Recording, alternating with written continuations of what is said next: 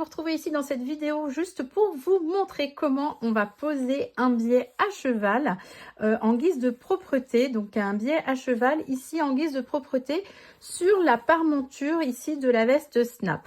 Donc là, la parmenture, on a décidé de ne pas faire le surfilage, mais plutôt donc de la garnir d'un biais à cheval pour faire une jolie propreté à l'intérieur de cette veste non doublée. Bon, le principe pour poser du biais à cheval reste le même sur tous les projets que vous pouvez avoir. Donc ici, sur notre parmenture, on va faire donc le bord extérieur et on va commencer à se mettre sur l'envers. Ensuite, on va prendre notre biais, on va venir l'ouvrir. Bon, ici, la parmenture sera reprise dans la couture du bas, donc on ne se soucie pas de savoir si on laisse de la place sur le biais ou faire des raccords, il n'y en a pas. Donc, on va tout simplement venir épingler au bord. Donc là, on est l'endroit contre l'envers de la parmenture qui est ici thermocollé. Alors, on va donc épingler. Alors moi, c'est plutôt quelque chose que je fais sans épingle. J'aime bien aligner mon biais directement au bord de mon tissu. Et la petite astuce, ça va être de légèrement avancer votre biais, c'est-à-dire qu'il déborde très légèrement de votre tissu. Pourquoi? Parce que quand vous allez rebasculer votre biais à cheval de l'autre côté, ça permettra d'absorber l'épaisseur et qu'il soit parfaitement symétrique. C'est-à-dire qu'il soit plié de la même façon et sur la même largeur d'un côté comme de l'autre.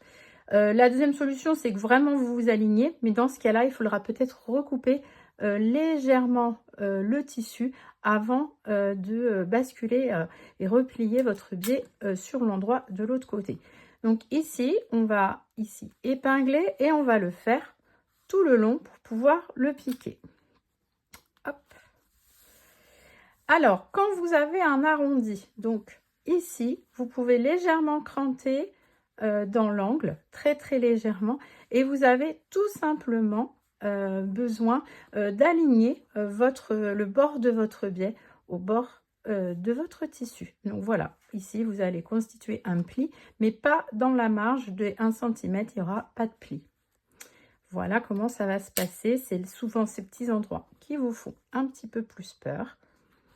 Ensuite, dans les arrondis, le biais, c'est une bande de tissu qui a été coupée à 45 degrés dans le tissu chaîne et trame, et ce qui le rend très malléable et il va épouser naturellement les courbes très facilement, vous voyez, sans faire de pli.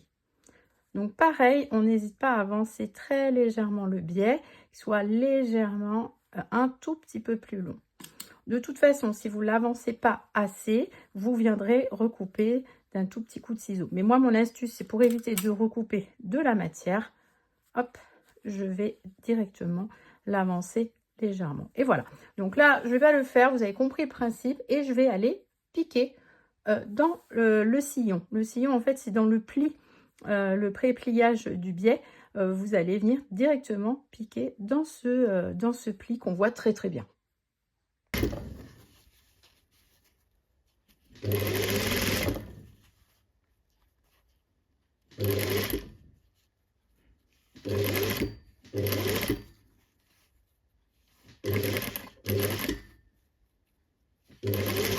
Donc je vais doucement dans les arrondis. Je contrôle mon travail et surtout je travaille bien à plat sur ma table. Ici, moi sur la piqueuse, ça fait une extension de table très grande. Si vous travaillez avec une machine familiale, mettez toujours bien votre bras libre pour avoir le plus d'espace à plat possible.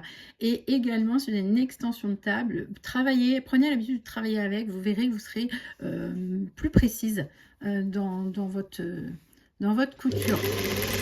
Parce que vous pouvez maintenir davantage votre tissu à plat sans le soulever. Et ça, c'est super important. Je vois beaucoup d'élèves qui travaillent sans le bras libre et en fait, elles soulèvent beaucoup trop le tissu et du coup, sont obligées de coudre beaucoup plus lentement et mettre beaucoup plus de temps à coudre. Donc voilà, habituez-vous. C'est un bon moyen de progresser et de devenir assez précise dans vos coutures. Voilà. Et là, vous allez recouper le surplus de biais, le long, hop, tout simplement. Ensuite, vous retournez votre travail. Alors, on va se mettre dans le bon sens. Et il vous suffira, voilà, de rabattre le biais le long de la première piqûre. Ça va tout juste recouvrir. Si vous le faites trop, quand vous allez piquer, de l'autre côté, ben, vous ne serez pas en face, vous ne serez pas symétrique. Donc, tout juste, tout le long. Alors, évidemment, quand vous allez piquer ici, parfois de l'autre côté, ça sera pas pile poil, mais c'est l'envers, on ne le verra pas. C'est pas grave, c'est pour ça qu'on commence sur l'envers, on rabat sur l'endroit et on vient faire la piqûre finale sur l'endroit parce que c'est là où on veut que ce soit joli. Donc là, ici, je vais rabattre au fur et à mesure le long et je pique au bord de mon biais. Donc j'applique mon biais bien comme il faut le long de ma piqûre et mon œil va bien suivre le long du biais en essayant d'être le plus régulier possible. Voilà. Et vous voyez, de l'autre côté, parfois là vous êtes bien, mais ça peut arriver qu'on ait un tout petit peu à côté. Bon, ça n'a pas d'importance sur l'envers, ça n'a pas d'importance. Hop. Et là, comme vous voyez, j'ai pas de gêne dans la pliure. Si j'ai une gêne, je dois venir recouper légèrement mon tissu. Si je sens que c'est trop gros le long de la pliure, c'est que j'ai pas assez avancé mon biais tout à l'heure. Donc vous venez tout simplement avec des petits ciseaux dégarnir légèrement de 2 mm.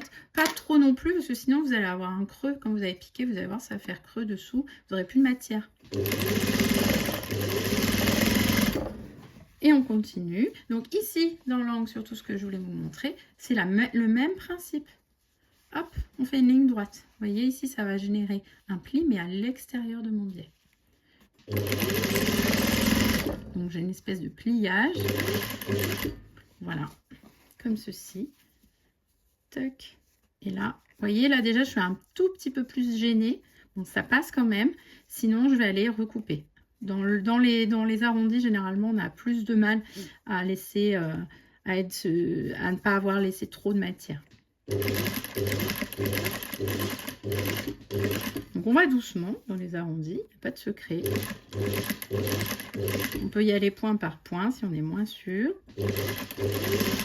Et on continue.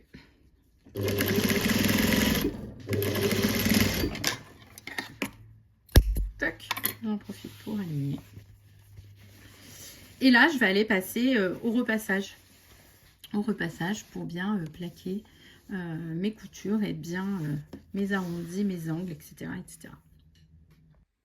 Et voilà, j'ai fait le repassage donc de la parmenture de l'encolure de la veste. On voit bien que le biais s'est bien posé tout le long. Et il ne reste plus qu'à venir l'assembler sur la veste. Donc c'est cette finition, le gansage, ce qu'on appelle un gansage le long des marges de couture. Vous allez devoir la répéter sur le bas de la veste si vous avez choisi de poser du biais sur la finition du bord du bas de la veste également. Et là c'est tout droit, il n'y a pas d'angle, rien du tout de compliqué. C'est pas du tout obligatoire, j'aurais tout à fait pu juste surfiler avec ma surjeteuse ou avec la machine à coudre au point zigzag. Néanmoins, quand la veste n'est pas doublée, ça apporte un petit cachet supplémentaire à l'intérieur de la veste et ça fait des jolies finitions. Voilà, j'espère que cette vidéo vous aura aidé et vous aidera à poser du biais sur tous vos autres projets, que ce soit des accessoires ou des vêtements. Et on se dit à très vite. Ciao!